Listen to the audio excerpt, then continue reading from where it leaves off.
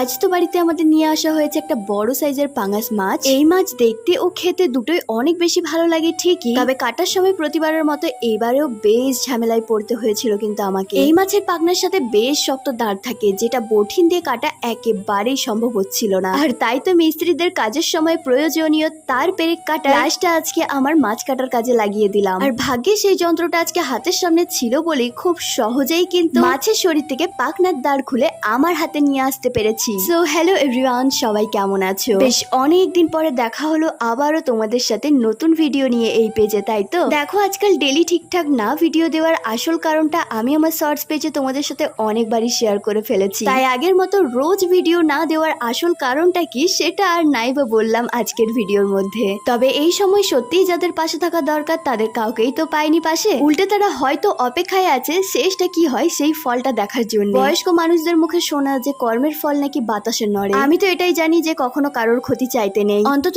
একটা মানুষের সুখের সময় না থাকতে পারলেও তার অসময়ে উল্টো দিকে মুখ ফেরাতে নেই। আমার নিজের চোখে দেখা এরকম অনেক প্রমাণ আছে, যারা সৎ পথে কষ্ট করে নিজেরা এগিয়ে যায় তারাই কিন্তু দিন শেষে জিরো থেকে হিরো হয়। আর যাদের মনের মধ্যে লোভ, হিংসা, পাপ একটু বেশি, একটা সময় পরে তাদেরই আবার আমি হিরো থেকে জিরো হতে দেখেছি। একটা জিনিস আমি লক্ষ্য করেছি, যারা সৎ পথে চলে, সৎ কথা বলে এবং অন্যায়কে একেবারেই প্রশ্রয় দেয় না, সেই সৎ মানুষগুলোকে কিছু পাপী মানুষ একটু অপছন্দই করে। যাই হোক, অন্যের কথা এবার থেকে ভাবা পুরোই ছেড়ে দিতে হবে, তার কারণ দিন শেষে নিজেরটা নিজেকেই ভাবতে হবে এবং নিজেকে নিজেই সামলাতে হবে। তবে আমার এই জার্নির শুরু থেকে শেষ পর্যন্ত যে মানুষটাকে প্রচুর পরিমাণে দরকার সেটা হলো গিয়ে আমার হাজবেন্ড। তবে আমার হাজবেন্ড আমাকে অনেক বেশি কেয়ার করে এবং সেই প্রথম দিন থেকে আজ পর্যন্ত সে আমাকে মেন্টালিটি প্রচুর পরিমাণে সাপোর্ট করে। তাই হয়তো এত কিছু হয়ে যাওয়ার পরেও আজকের দিনে নিজের মেন্টালিটিকে এত বেশি স্ট্রং রাখতে পেরেছি। আর এখানে মাছ কেটে বেছে ধোয়াও আমার হয়ে গেল।